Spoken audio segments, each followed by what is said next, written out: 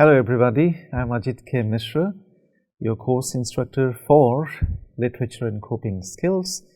We are meeting for the first time. This is lecture number 1, in which I'm going to walk you through the idea of existential concerns, their impact on human existence, their causes, and how we can overcome these problems.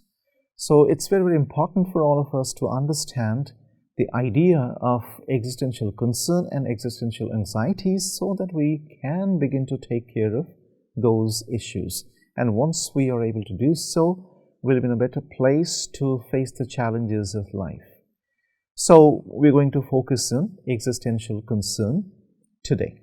As you all know, when it comes to human existence, it is full of problems. At the same time, we also have a lot of things to bank upon. But when it comes to problems, we tend to lose our patience and become uncertain and confused. So we all know that as long as we humans continue to exist, we will continue to experience these existential concerns. So what are these existential concerns? It's very, very important for us to know them first. These existential concerns arise because we treat life as a meaning-making process. The moment we are born and begin to grow, we try to ascribe meaning to everything that we do, so that our life becomes meaningful, our existence becomes meaningful. So, as we begin to live, we create our stories of optimism and pessimism, because whenever we find it good, we find it to our liking, we like that situation. We do not face any problems, we do not face any challenges. But the moment we begin to experience disturbing emotions, challenges, we would become pessimistic.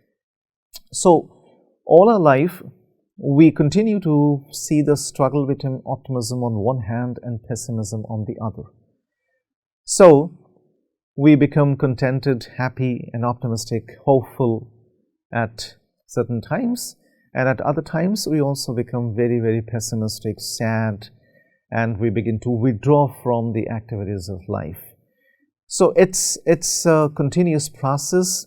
As long as we live, we have to pass through these processes, and these are some of those existential concerns. And these existential concerns grow stronger when we are faced with the emotions that challenge our contentment, our happy state.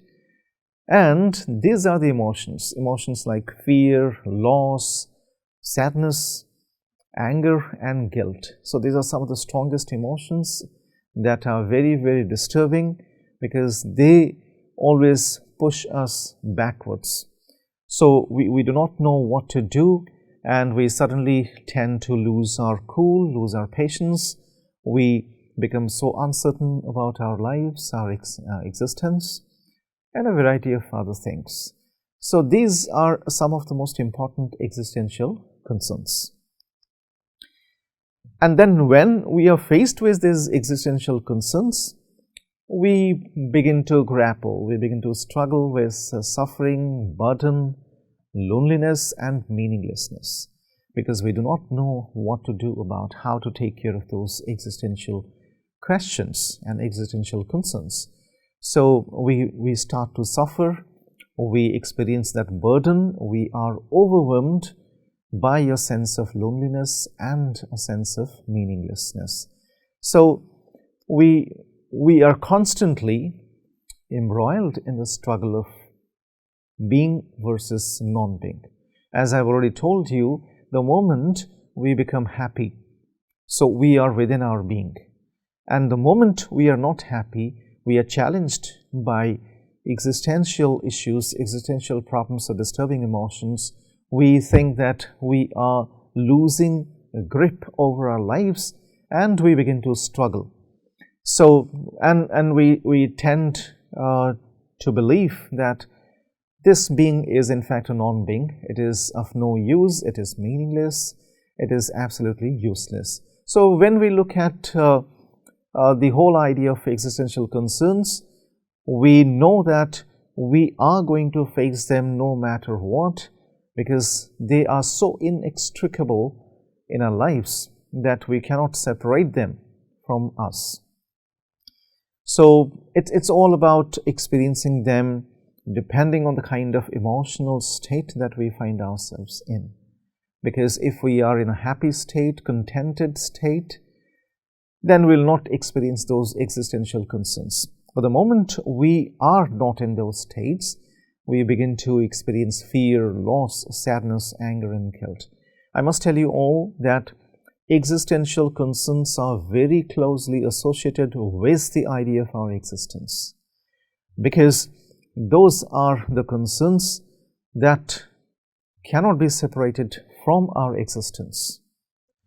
So the moment we understand, we realize that death is the ultimate existential reality that is going to put an end to this life, we begin to experience the related emotions like fear, loss, sadness, anger, guilt, loneliness, meaninglessness, and we begin to suffer. So that brings us to the idea of the 5 existential concerns, that are the big ones. So therefore they are called the big 5 existential concerns. So when we look at each of them, we'll understand how these existential concerns in fact affect our lives a great deal. So let's take a look at the first existential concern, which is death. So death is the ultimate reality of human existence. We all know that the moment we are born, we are moving towards death. Death is the limiter, it's the biggest limiter of human existence or human life. So the moment we become aware of the inevitability of death, that creates a whole lot of problems for us, because we try to understand the idea of death in connection with our desire for continued existence. Because we think we are born to exist, but the moment we become aware that death is going to put an end to all this, and that's going to create a whole lot of problems for us. So death happens to be one of the biggest existential concerns. Then an equally important existential concern is isolation. So we humans experience and feel the need to remain connected, and that's one big reason why humans are very rightly called social creatures, because we live in a society in which we come in contact with each other and we try to attribute sense to our existence. So it's very important that we understand that we cannot remain in an isolated state. We cannot live lonely or alone. So therefore, we always vie for relationships that will make us feel connected, that will make us feel comfortable.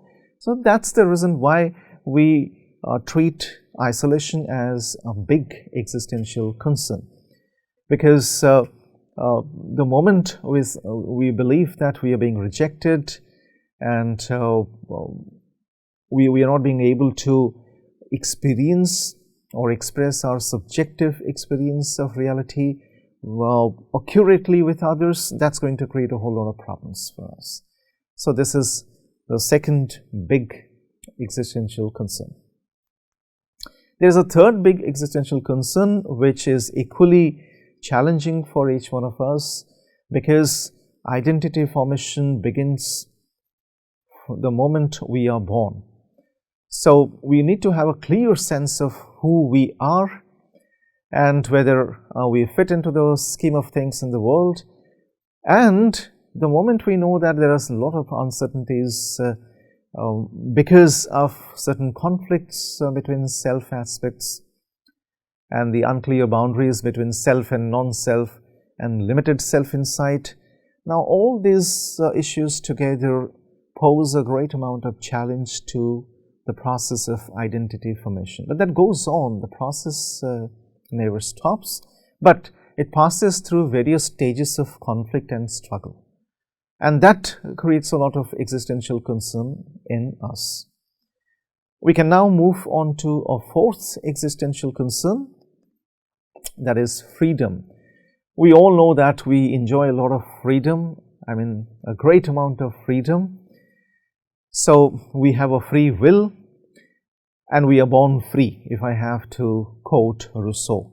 But he also went on to say that we are tied everywhere. We are bound by chains everywhere. So why did he think so? Because the moment we are born, we have to enter into a social contract for which we have to surrender a substantial part of our freedom so that we can become a member of the society that we live in. Apart from that, there is something else that also creates a lot of problem for us when it comes to the question of freedom, because if we have free will, that means we are free to choose our lives, we are free to design our lives, we are free to make our own choices and go for the things that we like. But that's not an easy process. That brings a lot of responsibility onto us. While we know that we are free to choose things on our behalf, it's also important for each one of us to understand that we are also responsible for the choices that we make. So that makes it a complex array of alternatives. On one hand, we enjoy free will. On the other, we are overwhelmed by the idea of responsibility. We cannot say that I'm free to make choices, but I'm not ready to go for the responsibilities. That cannot be. So freedom comes with the idea of responsibility for the choices that we make. Therefore, it's very, very difficult for us to own our freedom completely, because we know it is not completely freedom. So therefore, we experience these existential concerns, because while we would like to make our free choices, we would not like to own those responsibilities for our choices. So that's how freedom is the fourth big existential concern. And then we come to the idea of meaning. We begin with the idea that this life is meaningful, but this life is not meaningful whenever it is faced with challenges. So therefore, it is embroiled in a struggle, and the struggle is waged between the desire to believe that life is meaningful on one hand, and on the other, the events and the experiences that unfold as life progresses. And these events and experiences tend to be inconsistent at times, and that's how they pose a lot of challenges to our meaning-making process, because it's not easy for us to know and realize that meaning can also become meaningless. So therefore, we have the desire to believe that this life is meaningful, but then there are several occasions on which we experience and we realize that life is rapidly losing its meaning. It's suddenly becoming meaningless, and it has lost any meaning. So we lose optimism, we lose hope, we lose faith, we lose trust in life, and that promptly takes us back to the first big existential concern, that is death.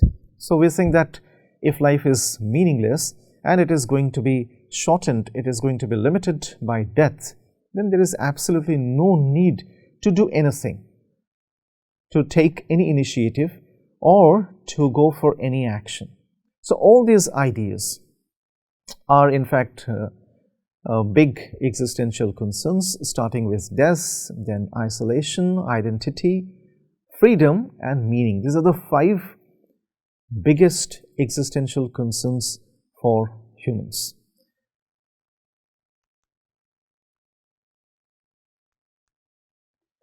So that brings us to the ideas of a very famous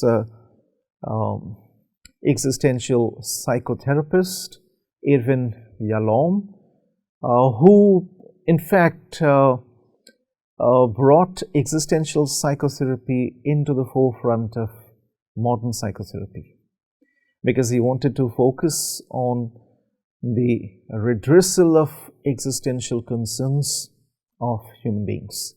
And that's the reason why he talked about these existential concerns and how we humans can take care of each of those concerns so that we emerge triumphant and we lead a meaningful life. He was also of the same opinion that these are the most important and significant existential concerns of humans, starting with death, freedom, existential isolation and meaninglessness. We have already discussed these ideas. Just to give you a recap of what Yalom meant by each of these basic existential concerns of humans. So as I've already told you, death, the very idea of death, gives us a kind of a shudder that everything is going to end. Death is going to put an end to all our initiatives, all our enterprises and endeavors. If that is the case, then there is absolutely no need for us to do anything. If we all are going to die, then where is the need to do anything in life? This life becomes absolutely meaningless the moment we know that death is the ultimate reality. It's going to put an end. It's going to drop the curtains on our life. So everything becomes meaningless right at that moment. Then the idea of freedom, we have already talked about the idea of freedom, that we all are free, there is no doubt about it, but everywhere we are in chains, and those chains bring about a lot of responsibilities for us. We need to take care of those responsibilities. Unless we do so, we cannot enjoy freedom. We have to shed this choice. And then existential isolation, as you know by now, that we all are humans who want to remain connected all the times. So unless we remain connected, it will be very, very difficult for each one of us to live. We cannot live in separation from each other, in isolation from each other, and we cannot live alone. So therefore, it's important that we understand that we need people around us with whom we can connect, we can relate to, and we can attribute some sense to our lives. And then, if we can take care of these three important and significant existential concerns, we can overcome the fourth existential concern, that is meaninglessness.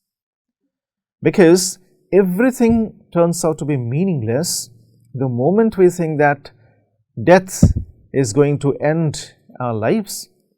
Freedom is fraught with responsibilities, therefore we do not enjoy freedom to the fullest. Isolation is something that is inherent, that turns out to be natural, because we cannot express all our subjective experiences to everyone around us. Therefore, we will feel isolated. Besides, if we cannot connect with others around us, that will lead to a lot of isolation for us.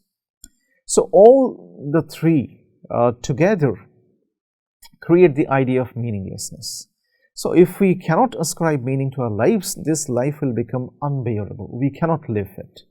So therefore, it's very, very important that we know how to attribute meaning to our existence. And this can happen only when we find ourselves in a position to take care of these existential concerns. So with that in mind, we can now move to the next segment of this lecture, that is existential anxiety.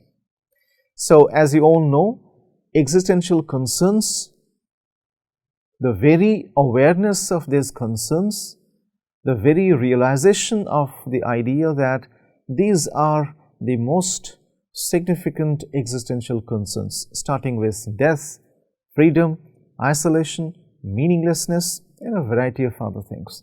The moment we become aware of these concerns, that is a beginning of the experience of existential anxiety. We are bound to experience existential anxiety unless we free ourselves from the burden of these existential concerns.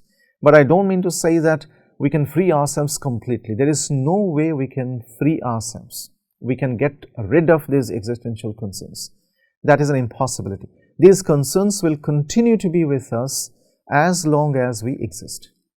So that's not the idea. The idea is not to separate them or to push them aside so that they never return to our lives to disturb us. That's not the idea. The idea is to become aware of those concerns and become aware in a way so that we can overcome the anxiety that is caused by the very awareness of these concerns. So let's focus on existential anxiety. So why do we experience existential anxiety? Because of the struggle that we wage to find meaning in the face of meaninglessness. As I have already told you, the moment we become aware of these existential concerns, we develop a sense of meaninglessness surrounding life, our existence, because we begin to think that our life is meaningless. It has no meaning at all. Whatever we are doing will go completely waste and will not get anything in return. So this is all a meaningless endeavor. It's a hopeless enterprise. So that begins the struggle for meaning in the face of meaninglessness. Because we all know that we cannot allow death to put an end to our lives untimely. Because we know we exist, we have a life which will be curtailed, which will be ended by death. But before that happens, we have a certain span that we can spend ascribing meaning to our lives. So therefore, the struggle. We struggle to find meaning in the face of meaninglessness. And the second is the question that has to do with our identity. Why we are here, our identity and our purpose. Why we are here, what am I doing here? What is the meaning of my existence? Who am I? What I am going to do? So these are some of the questions that we face so that we can evaluate our purpose, the purpose of our existence on this earth. So existential anxiety is a result of our struggle to find meaning in the face of meaninglessness, to find an answer to the question as to why we are here, what we are doing here, who we are, and a variety of other questions.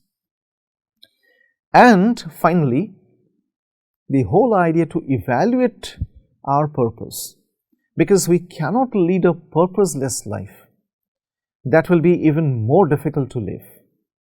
So the moment we allow these existential concerns lead to or result in some existential anxiety, these questions will arise automatically.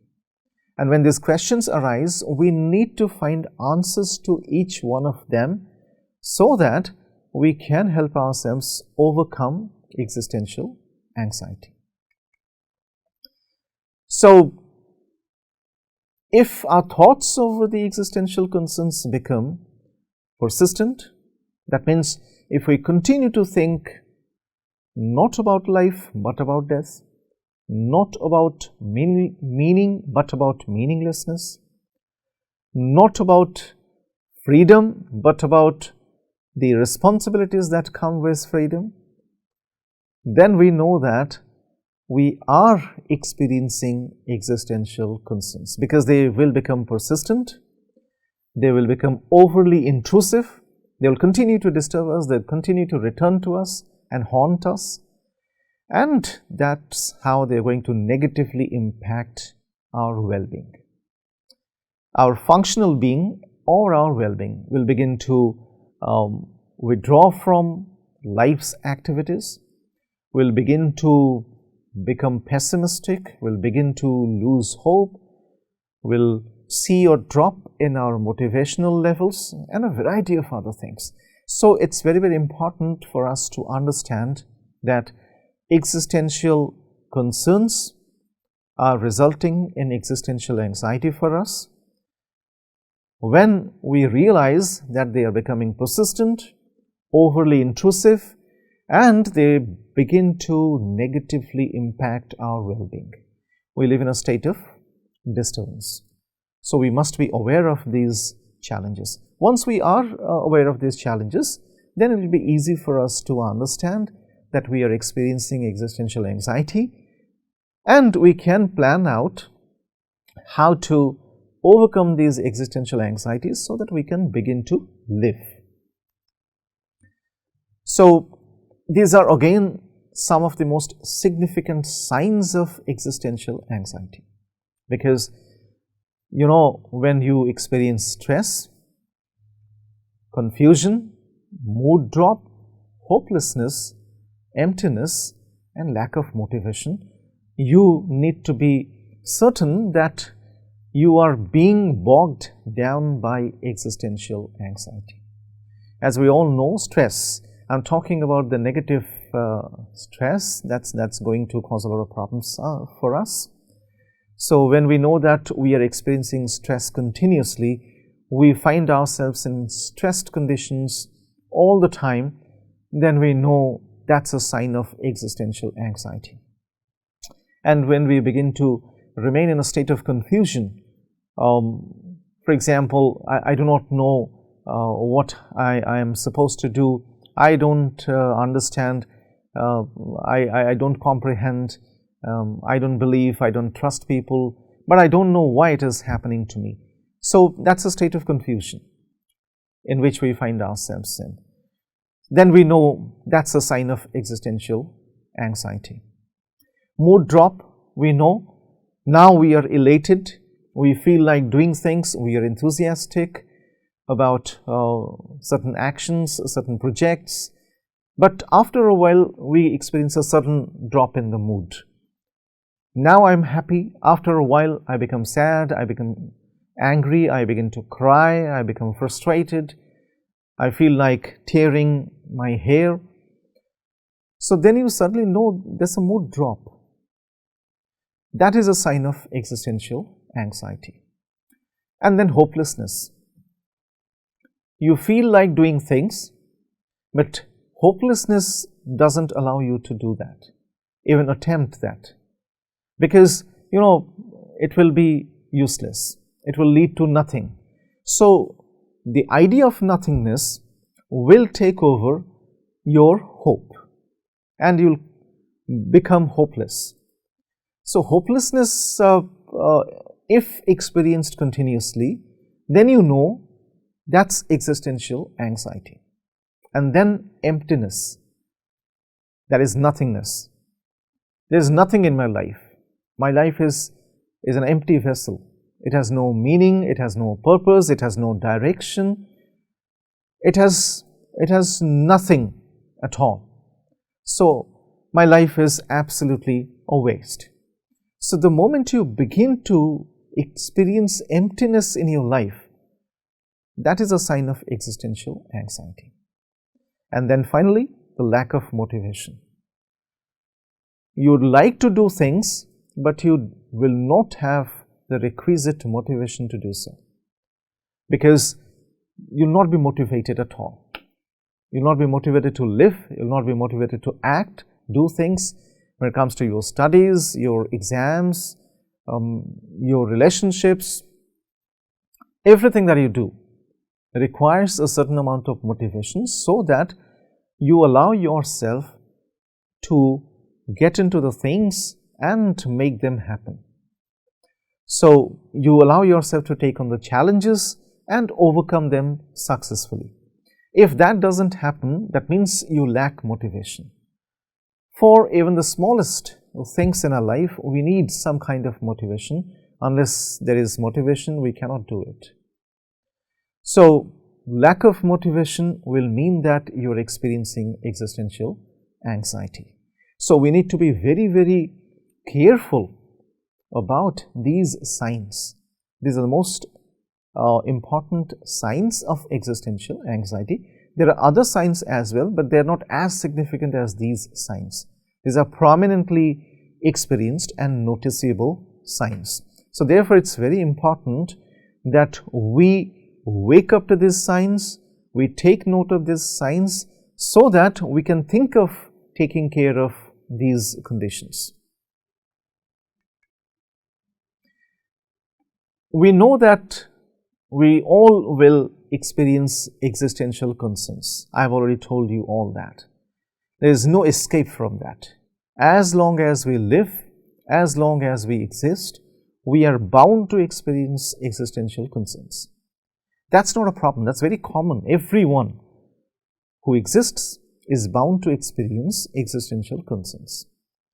Everyone who experiences existential concerns will also pass through stages of existential anxiety.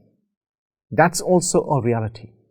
We are bound to experience existential anxiety. There is no escape from it.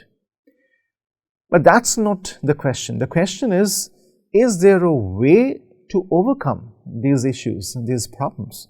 If we cannot overcome these problems, that will lead to permanent hopelessness, which is not a reality. In fact, we can overcome these concerns and existential anxiety. Therefore, I call this the exit path. We can always exit existential anxiety. If we cannot stop it from happening to us, we can exit through a certain dedicated or well-designed path which will allow us to promptly and smoothly exit our existential anxiety and begin to live life. So, let's take a look at what are those exit pathways. So, it's all about acceptance and action, because until and unless I accept the realities of my life, it will be very difficult for me to live. The realities of my existence must be accepted before I can go for an authentic and fully loaded existence, unless I accept it. So, acceptance is a very, very important thing. So, when it comes to negative emotions, challenges, uncertainties, confusions, meaninglessness, hopelessness, mood drops, the idea of death or the fear of death, I must accept that these are the realities of my life, my existence. So, my exit mode begins with my acceptance. If I continue to run away, escape, that will not ensure that these realities will disappear. They will never disappear. So, it's always a good idea to accept that these realities are here to exist. They are a vital aspect of my existence. So, it's a better idea for me to accept it. In the same way as we accept a lot of things about ourselves, and you all know the moment we accept it, then things become easier for us to manage. So, that is the idea. So, acceptance. Once I accept, then I can think of some action through which I can overcome those issues, those problems. So, therefore, these two are the most important skills. I must call them coping skills that we need to cultivate in ourselves. Since this course is about coping skills, I must start with these two important coping skills, acceptance and action. Because if I cannot accept, I will fail. If I cannot act, I'll also fail. So, it's a choice between success and failure. So, I think we must all go for success, not failure. We all want that. Therefore, we must begin with acceptance. which will lead us to action. So let's now take a look at those issues. We must first begin by telling ourselves that these experiences are common. Which experiences? These existential concerns, existential anxiety are common. Although we all are unique individuals, we are different from each other in a variety of ways, still there are certain experiences that are very, very common to each one of us. So we must begin by accepting the fact that there is no individual who is free from these concerns and the anxiety. The moment we accept that, it will be easier for us to understand. That's the first step we need to take. And the second is, we must also understand that our existence has an uncertain feature. It is very, very uncertain in nature. So we cannot ensure certainty. It cannot be a constant thing. I cannot ensure that I'll continue to be happy over a certain period of time or until the end of my life. Nobody can assure that or even ensure that. It's very, very difficult. It's so uncertain. I don't exactly know what will happen tomorrow. That's not the question. The question is, if something happens tomorrow which I do not find to my liking, which I'm not comfortable with, am I prepared enough to face? Okay, if something good happens to me, it will be easy for me to accept it. If that doesn't happen, it becomes very, very difficult for me to accept it. So therefore, it's very important that I take care of the things that happen to me. So I must also accept the fact that my choices can lead to either success or failure. My choices will lead to something which is inseparable from my choice, because once I make a choice, it will either lead me to success or failure. If it leads me to success, fine, it's acceptable to me, it's acceptable to everybody. If it leads to failure, that becomes unacceptable. Most people, I mean everyone, finds it very, very difficult to accept it. Why should it lead to failure? We are not ready to accept failure. We all are ready to embrace success, but not accept failure. But that's not the thing. We must accept that our choices will lead us either to success or failure. We cannot help it. Therefore, it's important that we accept the results of our success, irrespective of whether they end in failure or success. So the results of our choice need to be accepted. Then we come to the actions that we need to go for, need to perform in order to overcome existential anxiety. The first thing that we need to do is to invest on relationships, because we must also realize that loneliness, existential isolation is one of the biggest challenges for human existence. So therefore, it's very, very important that we begin to invest on relationships so that we are not left lonely at any point of time in our lives. So therefore, it's always a good idea to invest on relationships, including your family members, your friends, and your mentors, your well-wishers, so that this relationship continues throughout our lives, and this is definitely going to make our life livable, bearable, and it will give hope to our existence. So that's a very important thing to do. And then we need to find meaning and contentment in everyday things. Most often, for the sake of those bigger goals, we separate ourselves from the everyday things that have a lot of meaning for us. So we begin to ignore them, because we are focused on those bigger goals.